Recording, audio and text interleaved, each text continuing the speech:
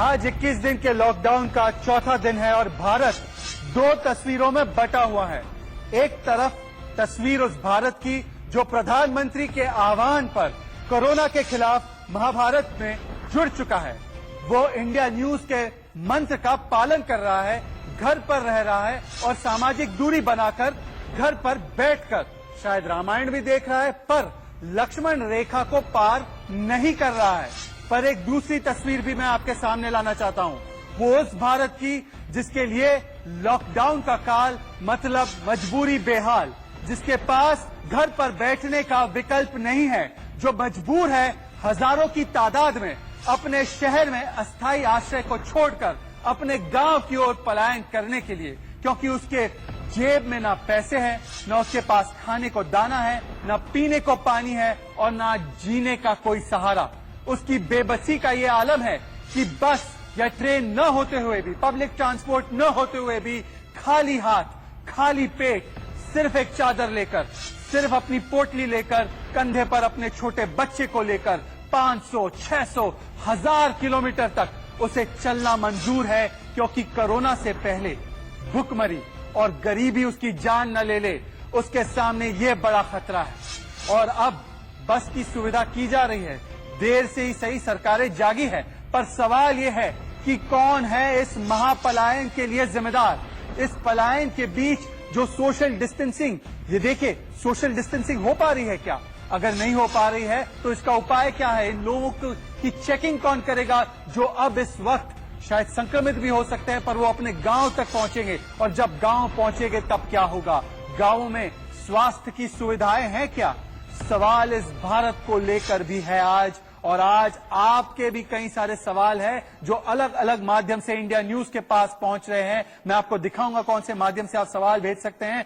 उन सवालों का भी जवाब हम खोजने की कोशिश करेंगे। दो तस्वीरें हैं भारत की आपके सामने, एक तस्वीर विराट कोहली की है और दूसरी तस्वीर उस भारत की है जो भारत घर में नहीं बैठ सकता है, जो भारत पलायन करने पर मजबूर है, जो भारत अपने सिर पर उस पोटली को रखकर चलने के लिए मजबूर है।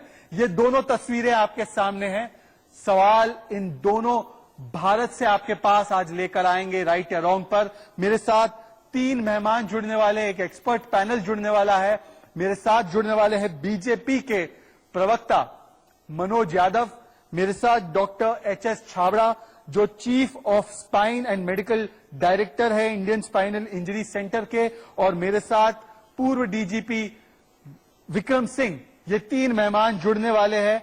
मैं तीनों के साथ आपके जो भी सवाल है वो सवाल मैं उनके पास ले जाऊंगा। भारत सरकार के पास हम सवाल ले जाएंगे, दिल्ली सरकार, यूपी सरकार के पास आपके सवाल ले जाएंगे। पर इससे पहले हम स्वास्थ्य मंत्रालय के प्रेस कॉन्फ्रेंस की ओर चलेंगे, के बारे में गाइडेंस दी जाएगी। इसी के तहत आज माननीय स्वास्थ्य मंत्री जी ने भी एम्स दिल्ली में एक कोविड-19 से रिलेटेड 24/7 राष्ट्रीय टेली कंसल्टेशन केंद्र उसका उद्घाटन किया है।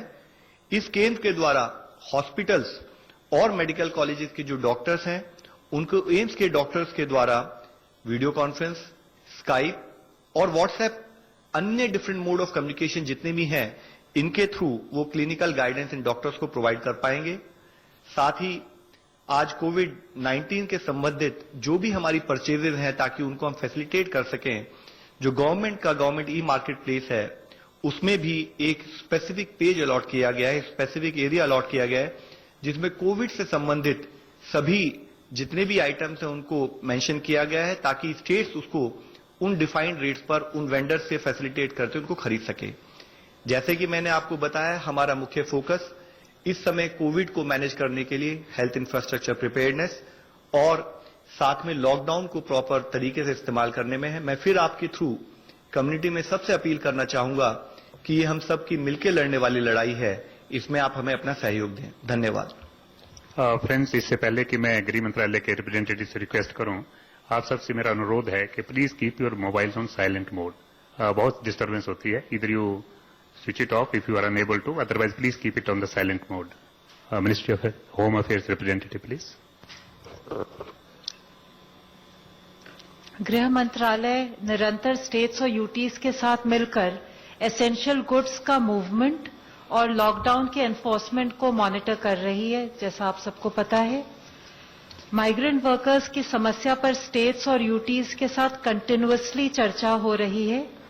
कल जैसे मैंने बताया था, होम सेक्रेटरी ने स्टेट्स और यूटीज के चीफ सेक्रेटरीज को फिर से पत्र द्वारा कहा था कि अनऑर्गेनाइज सेक्टर के वर्कर्स की समस्याओं पर ध्यान दें। डीजीपीज के साथ भी वीडियो कॉन्फ्रेंसिंग में यही कहा था। स्टेट्स और यूटीज इस कार्य को करने में जुटी हुई हैं। आज होम सेक्रेटरी ने फिर से स्टेट्स और यूटीज को इस समस्या के बारे में लिखते हुए एम्फसाइज किया है कि वे रिलीफ कैंप सेटअप करें तथा इन रिलीफ कैंप्स और जो फूड और शेल्टर की सुविधाएं वो कर रहे हैं उसके बारे में प्रिसाइज जानकारी माइग्रेंट वर्कर्स तक पहुंचे। अवेयरनेस जनरेशन के लिए public address systems, technology, volunteers और एनजीओ नेटवर्क्स की सहायता लें। केंद्रीय और राज्य सरकार जो रिलीफ के लिए उनके लिए बाकी कदम उठा रही है उसके बारे में भी उन तक जानकारी पहुंचाएं। गृह मंत्रालय ने आज ने स्टेट्स और यूटीज को स्टेट डिजास्टर रिस्पॉन्स फंड को भी रिलीफ मेजर्स के लिए उपयोग करने का आग्रह किया है। जो भी एलोकेशन इस वर्ष में है, इसके अलावा आगामी वर्ष में स्टेट डिजास्टर रिस्पॉन्स फंड का एलोकेशन लगभग 29,000 करोड़ है। इसलिए स्टेट्स के पास रिलीफ मेजर्स के लिए पर्याप्त फंड्स हैं। इन सब मेजर्स के साथ हमें विश्वास है कि स्टेट्स और यूटीज को माइग्रेंट वर्कर्स और होमलेस के लिए सुविधा सुनिश्चित करने में मदद मिलेगी। धन्यवाद। सबसे पहले हम ऑनलाइन क्वेश्चन लेते हैं लॉकडाउन के बारे में। To what extent has the lockdown measures helped in arresting the transmission of virus till now? See, whatever measures we have initiated, obviously from moment one or day one, you cannot expect all the results to come. It will be a process. We are aware that once we ensure 100% implementation of lockdown, in next few days we'll see the results of this coming. And social distancing measures, respiratory hygiene, environmental hygiene, as well as hand hygiene. These are very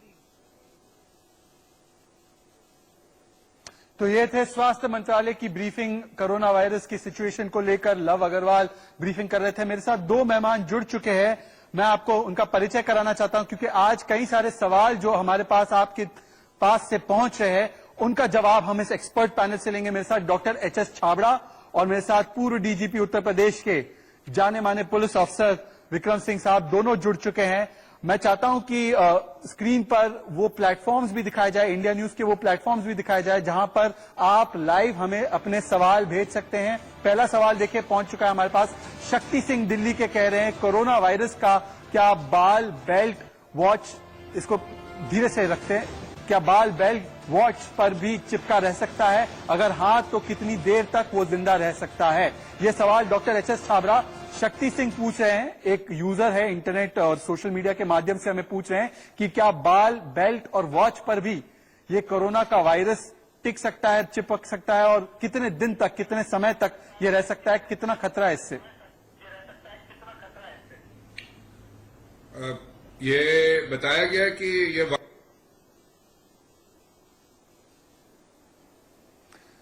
चलिए इस सवाल का जवाब हम लेते हैं, पर पहले हम मौजूदा स्थिति पर बात करते हैं। जो आपको दिख रहा है, जो महापलायन चल रहा है, डीजीपी साहब, पूर्व डीजीपी साहब विक्रम सिंह हमारे साथ जुड़ चुके हैं।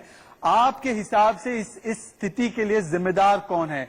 प्रदेश सरकारें कह रही थी हमने रिलीफ सेंटर बनाए हैं, हंगर सेंटर बनाए हैं, हम लोगों तक खाना पहुंचा रहे हैं। केंद्र सरकार ने कुछ ऐलान किए थे, उसके बावजूद भी अगर इतनी भारी तादाद में लोग जा रहे हैं और आज चौथे दिन पर बसों की सुविधाएं दी जा रही है, तो इसके लिए जिम्मेदार कौन है? सर, मैं ये सवाल विक्रम सिंह जी आपसे पूछ रहा हूं। नावाला साहब, वैसे तो ये मौका आरोप प्रत्यारोप का नहीं है, लेकिन अगर आप जिम्मेदारी निर्धारित करना चाहें जिससे कि भविष्य में इसकी पुनरावृत्ति न हो, तो जहां से पलायन शुरू होता है उस राज्य सरकार की जिम्मेदारी है।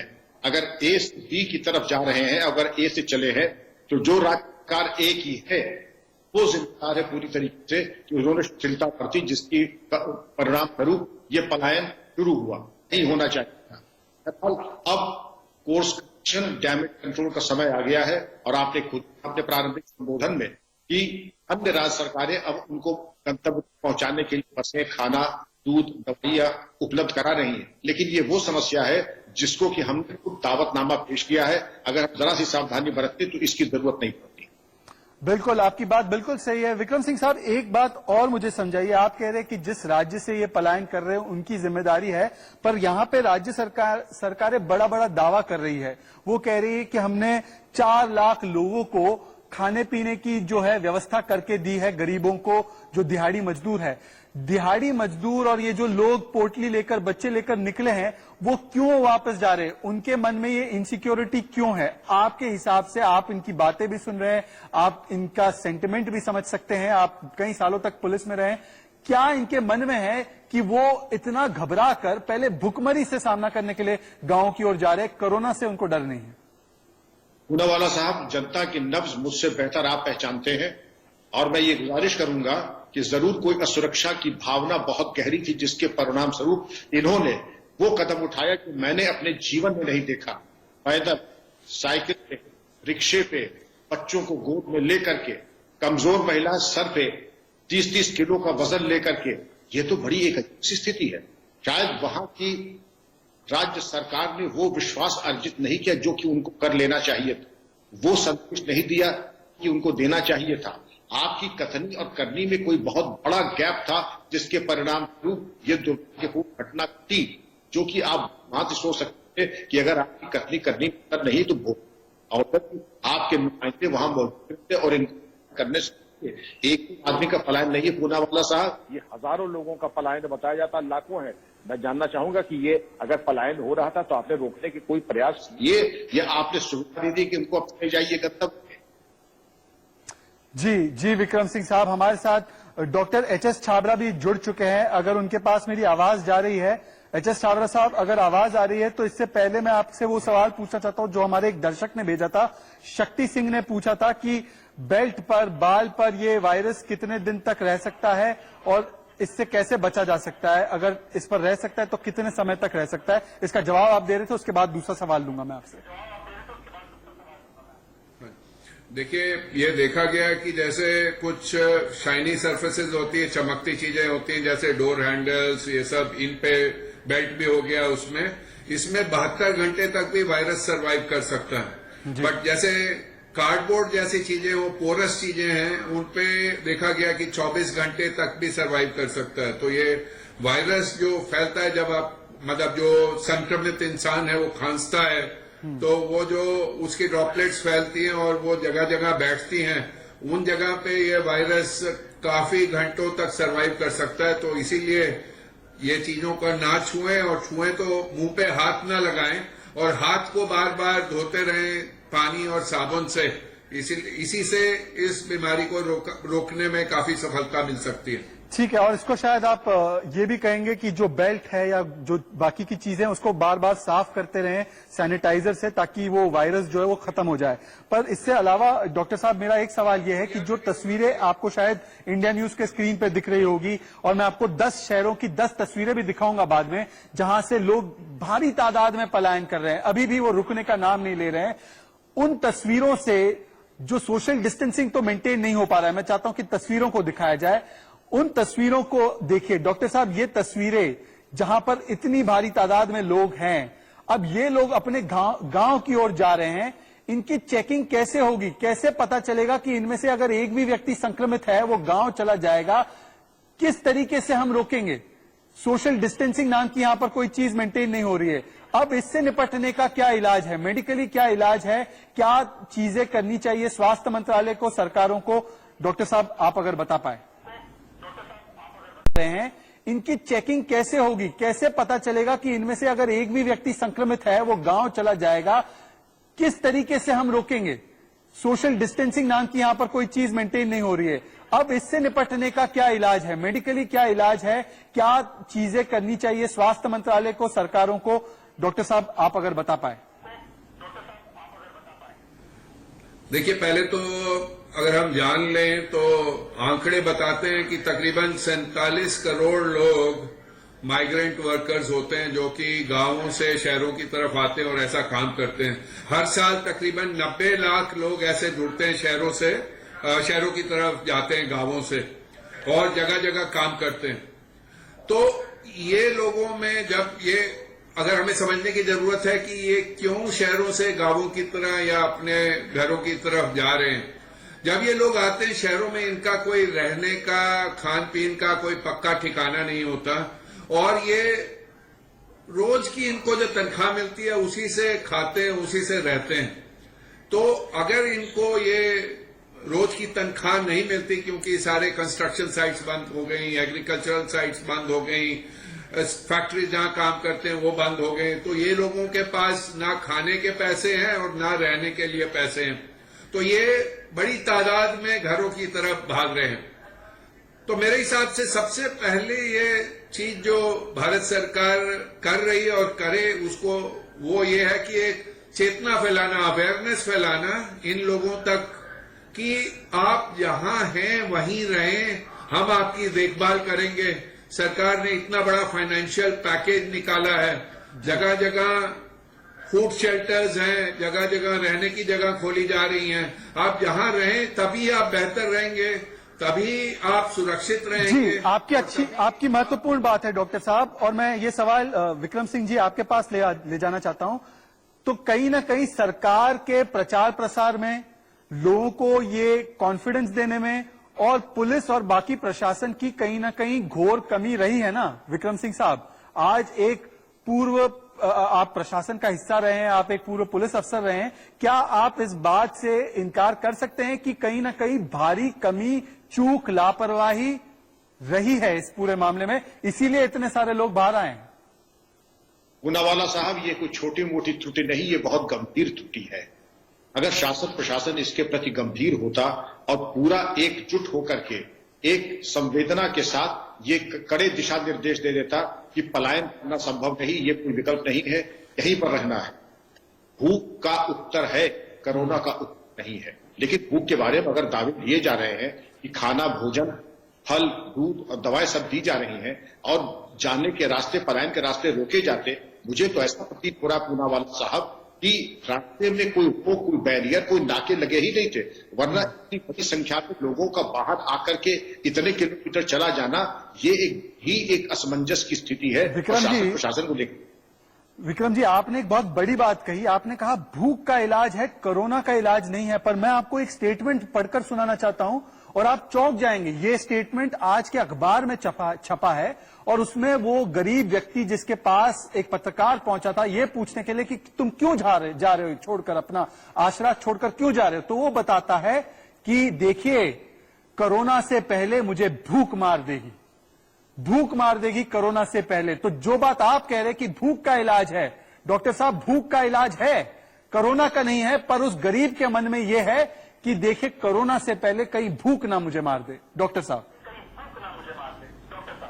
नहीं, हमें दूसरी चीज ये भी देखनी है कि कुछ लोग प्री डिस्पोज होते हैं संक्रमण को, है ना। तो अगर देखा गया, अगर ऐसे लोग जो चल के जा रहे हैं अपनी जगह से, वो विपरीत परिस्थितियों में, उन्हें ठीक खाना नहीं मिल रहा, ठीक पानी पीने को नहीं मिल रहा, तो उनमें बीमारी फैलने के चांस ज्यादा बढ़ जाते हैं। तो बात तो ठीक है, अगर ये भी हो सकता है कि अगर उन्हें खाना नहीं मिलेगा, वो स्वस्थ नहीं होंगे, तो उनके बीमार होने के चांस भी ज्यादा बढ़ जाएंगे, उनकी रेजिस्टेंस खत्म हो जाएगी। डॉक्टर साहब, हम ये जरूरी है कि जी हम लगातार लोगों से कह रहे हैं कि वो अपने सवाल, देखिए हम इंडिया न्यूज के तमाम प्लेटफॉर्म्स हमने खोल कर रखे ताकि वो सवाल हमारी तरफ पहुंचा सके। और मेरे पास एक और सवाल आ रहा है, मैं वो सवाल आपको बताना चाहता हूं और फिर उसको एक्सपर्ट पैनल की ओर उसकी दिशा कर दूंगा। तो वो सवाल बताया जाए जो हमारे यूजर पूछ रहे हैं। आकाश मिश्रा, प्रशांत शर्मा जयपुर से सवाल पूछ रहे हैं, अगर किसी को संक्रमण नहीं है फिर भी उससे दूरी बनाना जरूरी है क्या? डॉक्टर साहब, ये सवाल है प्रशांत का जयपुर से, अगर किसी को संक्रमण नहीं है तो उससे भी दूरी बनाकर रखना चाहिए, ये सवाल है। हाँ जी, बिल्कुल बहुत जरूरी है, क्योंकि हमें ये नहीं पता किसमें संक्रमण है, किसमें संक्रमण नहीं है। अगर कोई इंसान एक्सपोज होता है संक्रमण को, इस वायरस को, तो एक इंक्यूबेशन पीरियड होता है जो कि 5 से 6 दिन से 14 दिन तक हो सकता है, जिस दौरान इंसान में कोई सिम्टम्स नहीं होंगे। पर वो कैरियर हो सकता है, वो बीमारी फैला सकता है। तो इस दौरान वो बीमारी ना फैलाए, इसी के लिए सोशल डिस्टेंसिंग बहुत जरूरी है। और जैसे हम कम्युनिटी स्प्रेड फेज में आएंगे तो किसमें है किसमें नहीं है ये भी पता चलना बड़ा मुश्किल हो जाएगा। खाली ट्रैवल हिस्ट्री वाले नहीं, खाली जो ट्रैवल किया है उनसे संपर्क में आए या जो बीमार हैं उनसे संपर्क में आए, खाली उनसे नहीं, आपको किसमें बीमारी है पता नहीं चलेगा, कौन संक्रमित है पता नहीं चलेगा। तो इसीलिए सबसे बढ़िया तरीका जो देखा गया है वो कि आप सोशल डिस्टेंसिंग रखें, आप हाइजीन का ख्याल रखें, अपने हाथ साफ करते रहें, जगह जगह हाथ लगा के अपनी आंखों पे मुंह पे ना लगाएं। कोरिया में भी एक बहुत अच्छा उन्होंने देखा उपाय कि जो भी जगह खोलनी है, जो भी चीज उठानी है, बाएं हाथ से उठाइए, क्योंकि उन्होंने देखा कि दाएं हाथ को जनरली आप बार बार ले जाके मुंह पे ले जाते हैं। तो अगर बाएं हाथ का इस्तेमाल करेंगे जगह जगह छूने का, तो दाएं हाथ से मुंह पे अगर जाता भी है तो आपके संक्रमित होने के चांस कम हो जाते हैं। तो ऐसे कई उपाय हैं। प्रशांत, डॉक्टर साहब ये कह रहे हैं कि आपको ये 100% नहीं पता होगा कि किसके पास ये संक्रमण है, किसको ये संक्रमण हुआ है, तो इसीलिए घर पर रहें, सामाजिक दूरी बनाकर रखें।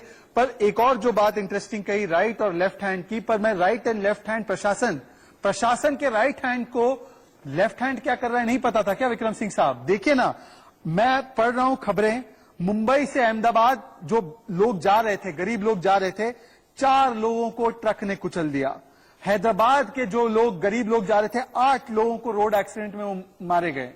ये इस तरीके की व्यवस्था की जानी चाहिए थी कि पहले से ही वहां पर बसेस इंतजाम की गई होती उनको ले जाने के लिए। क्या प्लानिंग नहीं की गई? क्या ये सोचा नहीं गया कि ये लोग अपने घर जाना चाहेंगे, ये माइग्रेंट वर्कर्स अपने गांव की ओर प्रस्थान करना चाहेंगे? क्या ये कमी रही, विजन में कमी रही?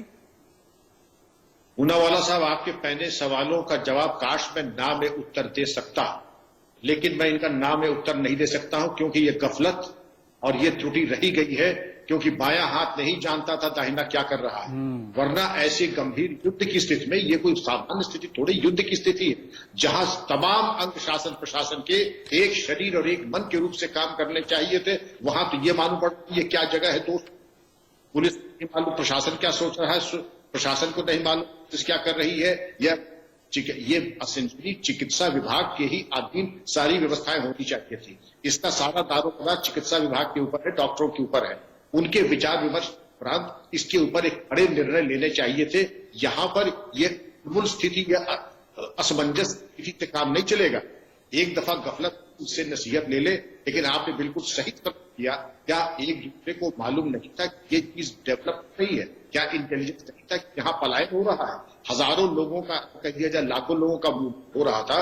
ये तो चप्पे चप्पे पर आपके नाके लगे थे, आपको मालूम होना चाहिए था। प्रिकॉशंस और प्रिवेंटिव मेजर्स ले लिए जाने चाहिए थे, लेकिन लिए नहीं गए।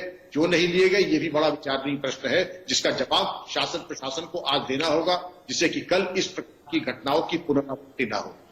बिल्कुल, आपकी बात बिल्कुल दुरुस्त है विक्रम सिंह साहब। Doctor HS. छाबरा, आज मैं जो आंकड़े देख रहा हूं, आज एक सिंगल डे में जो सबसे ज्यादा केसेस हुए वो आज हुए हैं। मतलब कि 149 नए कोरोना के केसेस, ये मिनिस्ट्री ऑफ हेल्थ के आंकड़े हैं। इतना बड़ा जंप, ये सबसे ज्यादा बड़ा जंप हुआ है भारत में। क्या हम इस वक्त पे कह सकते हैं कि भारत 3rd स्टेज में कोरोना के पहुंच चुका है, या ये अभी भी जल्दबाजी होगी?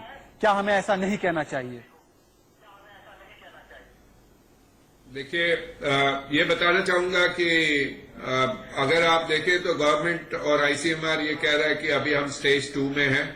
तो अगर वो ये कह रहे हैं कि हमें स्टेज 2 में है तो हमें मानना है, क्योंकि हमें ये समझना है कि ये ऐसी चीजें जीवन काल में कई बार खाली एक बार देखने को मिलती है, कईयों को कभी देखने को नहीं मिलेगी। तो ये क्योंकि इसमें एक्सपीरियंस नहीं, तो हमें देखना है, हमें कोई राइट हैंड लेफ्ट हैंड नहीं होना, सारे राइट हैंड होने तक अगर हम एक टीम बनकर काम करेंगे और एक सेंट्रल कमांड होगा और सारे फॉलो करेंगे, तभी ये इतनी बड़ी जंग जीत सकते हैं।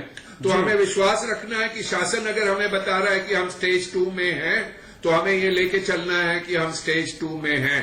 नंबर फैलेंगे, क्योंकि जैसे आपके अगर 600-700 लोग होते हैं तो वो 700 से और कईयों में फैलने की संभावना है, और लोगों से कांटेक्ट हुआ होगा उनका, तो ये एक्सपोनेंशियली इंक्रीज करती है। जरूरी नहीं है स्टेज 3 में पहुंचे। स्टेज 3 में पहुंचे तो लोग रोज हजारों में और अल्टीमेटली लाखों में संख्या फैलेगी। तो अभी अगर हमें ये मान के चलना है कि जो शासन हमें बता रहा है, तो कुल मिलाकर डॉक्टर साहब, भारत एक बहुत ही निर्णायक मोड़ पे खड़ा है, और हम उस मोड़ पे खड़े हैं कि जब वक्त हो चला है कि मैं आपको हेडलाइंस बता दूं, उससे पहले मैं आपको फिर से याद दिलाना चाहता हूं कि हमारे सोशल मीडिया के प्लेटफॉर्म्स इंडिया न्यूज के लगातार स्क्रीन पर है, आपके लिए खुले हुए हैं। आज राइट या रॉन्ग आपकी आवाज बनकर सरकार तक आपकी गुहार पहुंचाएगा, आपकी दिक्कतें जो है, आपका अनुभव जो है वो सरकार तक पहुंचाएगा। एक छोटा सा ब्रेक, आपको हेडलाइंस दिखाने के लिए लौट के आएंगे हमारे एक्सपर्ट पैनल की ओर, और कुछ सवाल सोशल मीडिया से लेंगे, आपके सवाल लेंगे। इनकी चेकिंग कैसे होगी, कैसे पता चलेगा कि इनमें से अगर एक भी व्यक्ति संक्रमित है वो गांव चला जाएगा, किस तरीके से हम रोकेंगे? सोशल डिस्टेंसिंग नाम की यहां पर कोई चीज मेंटेन नहीं हो रही है। अब इससे निपटने का क्या इलाज है, मेडिकली क्या इलाज है, क्या चीजें करनी चाहिए स्वास्थ्य मंत्रालय को, सरकारों को? डॉक्टर साहब, आप अगर बता पाए। देखिए, पहले तो अगर हम जान लें तो आंकड़े बताते हैं कि तकरीबन 47 करोड़ लोग माइग्रेंट वर्कर्स होते हैं जो कि गांवों से शहरों की तरफ आते हैं और ऐसा काम करते हैं। हर साल तकरीबन 90 लाख लोग ऐसे जुड़ते हैं शहरों की तरफ जाते हैं गांवों से, और जगह जगह काम करते हैं। तो ये लोगों में जब ये अगर हमें समझने की जरूरत है कि ये क्यों शहरों से गांवों की तरह या अपने घरों की तरफ जा रहे हैं। जब ये लोग आते हैं शहरों में, इनका कोई रहने का, खान पीन का कोई पक्का ठिकाना नहीं होता, और ये रोज की इनको जो तनख्वाह मिलती है उसी से खाते हैं, उसी से रहते हैं।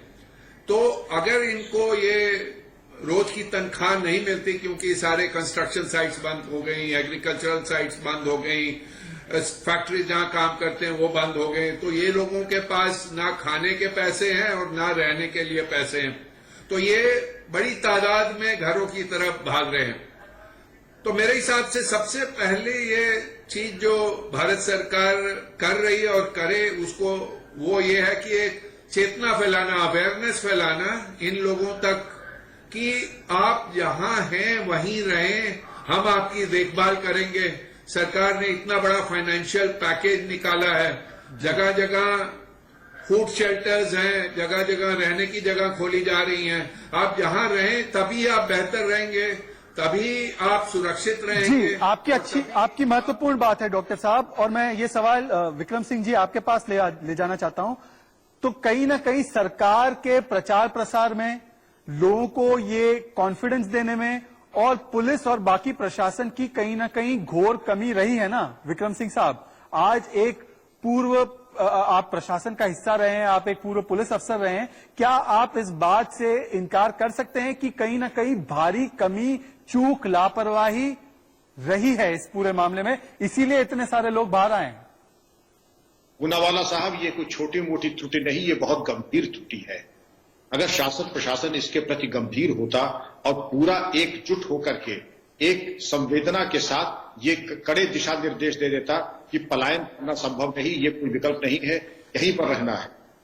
भूख का उत्तर है, कोरोना का उत्तर नहीं है। लेकिन भूख के बारे में अगर दावे दिए जा रहे हैं कि खाना, भोजन, फल, दूध और दवाएं सब दी जा रही हैं और जाने के रास्ते, पलायन के रास्ते रोके जाते, मुझे तो ऐसा प्रतीत हो रहा पूनावाला साहब कि रास्ते में कोई बैरियर, कोई नाके लगे ही नहीं थे, वरना इतनी बड़ी संख्या में लोगों का बाहर आकर के इतने किलोमीटर चला जाना, ये एक असमंजस की स्थिति है प्रशासन को लेकर।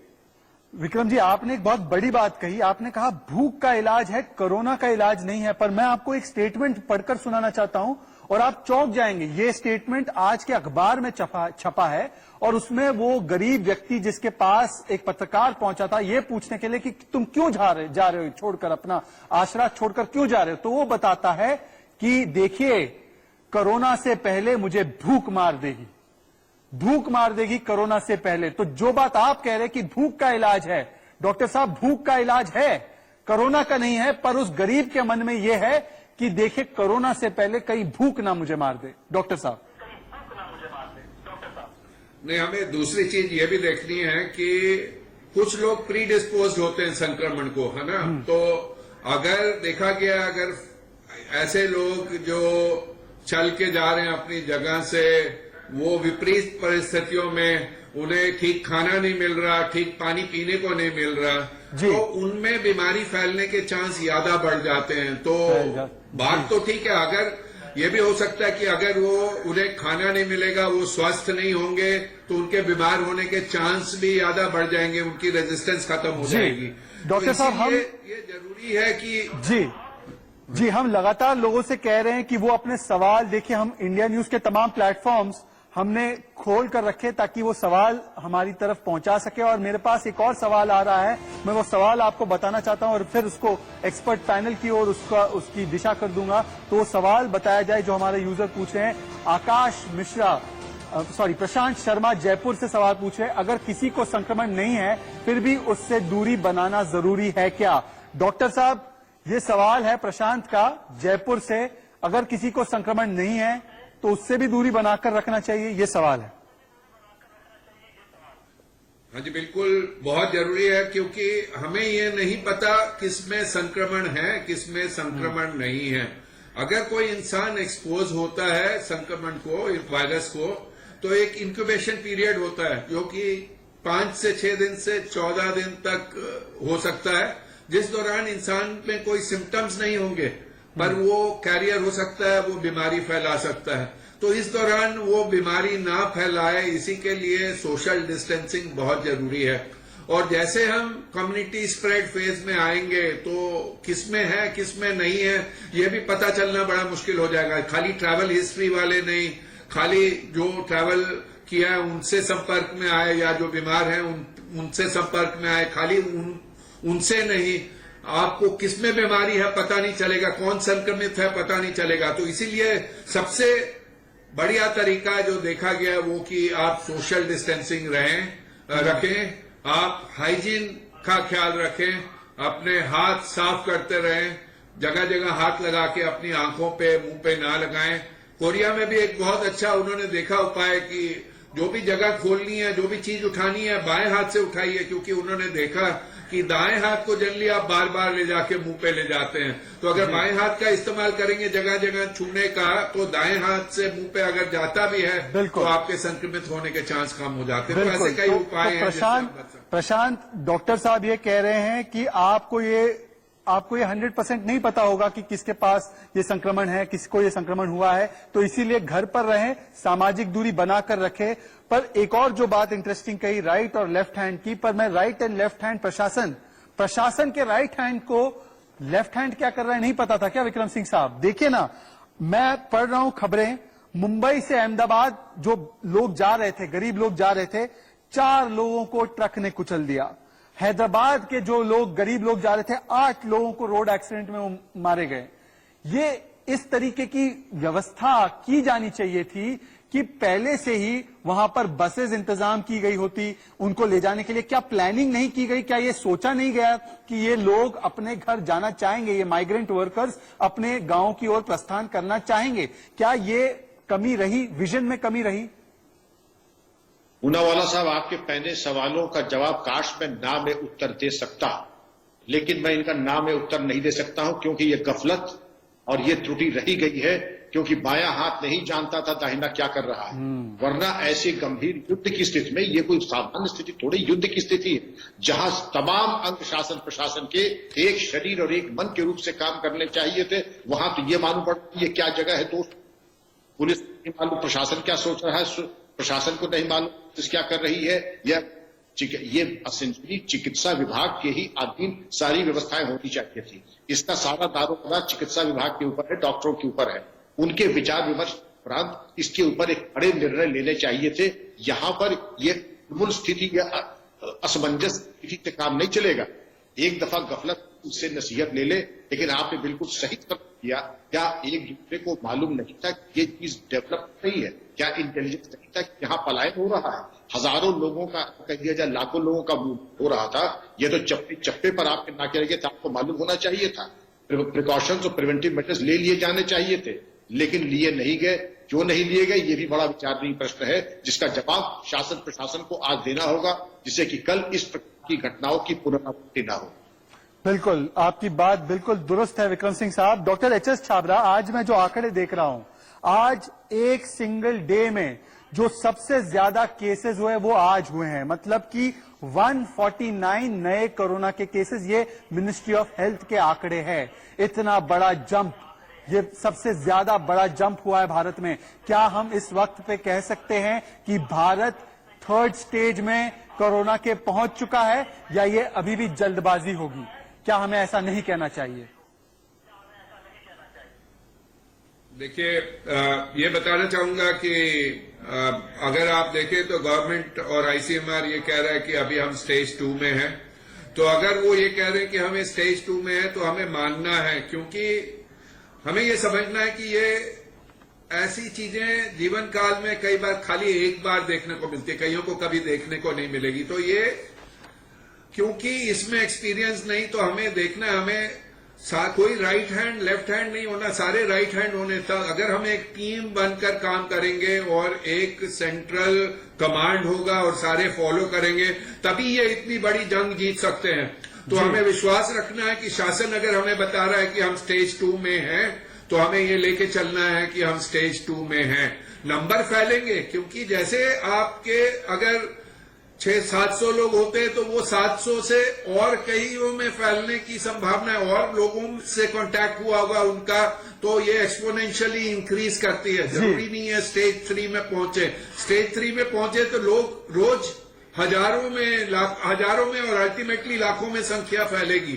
तो अभी अगर हमें ये मान के चलना है कि जो शासन हमें बता रहा है, तो कुल मिलाकर डॉक्टर साहब, भारत एक बहुत ही निर्णायक मोड़ पे खड़ा है, और हम उस मोड़ पे खड़े हैं कि जब वक्त हो चला है कि मैं आपको हेडलाइंस बता दूं, उससे पहले मैं आपको फिर से याद दिलाना चाहता हूं कि हमारे सोशल मीडिया के प्लेटफॉर्म्स इंडिया न्यूज के लगातार स्क्रीन पर है, आपके लिए खुले हुए हैं। आज राइट या रॉन्ग आपकी आवाज बनकर सरकार तक आपकी गुहार पहुंचाएगा, आपकी दिक्कतें जो है, आपका अनुभव जो है वो सरकार तक पहुंचाएगा।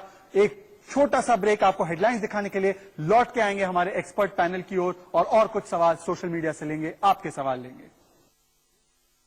अब और अनोखी सोच है। देखिए, भारत में अस्पताल बेड्स की कमी है, ये हम सब जानते हैं। तो देखिए, रेल मंत्रालय का बड़ा कदम, रेल के डिब्बों को, कोचेस में जहां पर आप और मैं सफर करते हैं, पैसेंजर ट्रेन लेते हैं कई बार, उनको बना दिया गया है कोरोना का आइसोलेशन वार्ड। अब देखिए कितना गेम चेंजर की तरह यह साबित हो सकता है। और पीयूष गोयल ने, रेल मंत्री पीयूष गोयल ने तस्वीरें अपने ट्विटर पर, अपने सोशल मीडिया पर साझा की थी। ये एक तरीके से उस कमी की भरपाई करने के लिए है जो इस देश में बड़ी मात्रा में अस्पताल बेड की कमी है। हम लोगों के पास उतने भी बेड नहीं है जितने इटली में है, जितने विदेशों में है। तो बाकायदा उन्होंने रेलवेज के कोचेस को, रेल के डिब्बों को अब आइसोलेशन वार्ड में तब्दील कर दिया है। और आप समझ सकते हैं कि भारत का जो रेल नेटवर्क है वो कितनी बड़ी तादाद में इसके लिए काम आ सकता है, कितनी बड़ी कमियों को ये पूरा कर सकता है। ये एक अनोखा और एक बहुत ही अच्छा कदम है भारत सरकार और रेल मंत्रालय की तरफ से, पीयूष गोयल की तरफ से। पर हम डिबेट में लौटकर आना चाहते हैं, चर्चा में लौटकर आना चाहते हैं। मनोज यादव, बीजेपी के मनोज यादव राष्ट्रीय प्रवक्ता है, वो जुड़ चुके हैं। मैं चाहता हूं तीनों मेहमानों को स्क्रीन पर दिखाया जाए। रेलवे कोच की तस्वीरें हैं, उसके लिए तो मैं मनोज यादव आपकी पीठ थपथपाऊंगा कि बहुत जो जनता के सवाल लगातार इंडिया न्यूज के सोशल मीडिया प्लेटफॉर्म्स पे हमारे पास आ रहे हैं, वो डॉक्टर एच.एस. छाबरा के सामने रखना चाहता हूं। डॉक्टर साहब, एक बड़ा इंटरेस्टिंग सवाल है, क्या गर्मी बढ़ने से कोरोना वायरस खत्म हो सकता है? हर्ष ये सवाल बेंगलोर से पूछ रहे हैं, क्या ऐसा हो सकता है? देखा गया है कि गर्मी से इस वायरस पे असर नहीं हो रहा। अगर आप देखेंगे तो ऑस्ट्रेलिया में पीक समर था और ऑस्ट्रेलिया में वायरस कंट्रोल नहीं हो पाया, तो इसलिए गर्मी से वायरस पे असर नहीं हो रहा। हमें इस बुलेखा में नहीं रहना, हमें तैयार रहना है कि गर्मी होने के बावजूद वायरस हम पे पूरी चोट लगा जिंदा रह सकता है। अभी तक ऐसा कोई स्टडी नहीं है। डॉक्टर साहब, एक और सवाल ये आ रहा है कि इंदौर से, मध्य प्रदेश से एक सवाल ये आ रहा है कि अगर दूध वाला जो दूध देता है सवेरे, अगर वो कोरोना वायरस से ग्रसित हो और उसके हाथों का दूध आपने ले लिया, पर उसे गर्म किया, अच्छी तरीके से गर्म किया, तो फिर वो दूध पीने में खतरा है क्या? क्या वो वायरस मर जाएगा उससे दूध गर्म करने से? ये सवाल हमारे पास आ रहा है। ये देखते हैं कि अगर आप दूध लेते हैं उसको आप रखें और उसके बाद इस्तेमाल करें तो फिर टाइम के साथ वायरस अपने आप मर जाता है। पर पहले तो हमें देखना है कि जो दूध वाला भी दूध से उसने हाथ लगाए हो तभी उससे होगा। आजकल दूध थैलियों में या बाकी तरह से आता है, तो थैली भी जब घर आती है तो आप थैली से दूध निकालते ही आप हाथ धोएं साबुन से और पानी से, ताकि अगर कोई संक्रमण हो तो वो आप उससे बच सकते हो। चलिए, आज के लिए मेरे पास इतना ही वक्त था। हालांकि मेरे पास बहुत सारे सवाल है, तो इसीलिए मैं आपसे आग्रह करूंगा मेहमानों का धन्यवाद करते हुए कि इंडिया न्यूज का जो हमारा मंत्र है, घर पर रहें, हमारा हैशटैग भी है घर पर रहें, और सामाजिक दूरी बनाकर रखें। और लगातार हम इंडिया न्यूज पर आपको एक प्लेटफॉर्म दे रहे हैं। हमारी फोन लाइन्स ऑन है, हमारे सोशल मीडिया प्लेटफॉर्म है। आप अपनी आवाज हम तक पहुंचाएं और आपके अच्छे सुझाव, आपकी दिक्कतें, जो भी कमियां हैं, हम सरकार तक पहुंचाने की पूरी कोशिश करेंगे। बस इतना ही आपसे संदेश है। हम सोमवार को फिर से मिलेंगे। लॉकडाउन हमें करना है, लक्ष्मण रेखा में रहना है।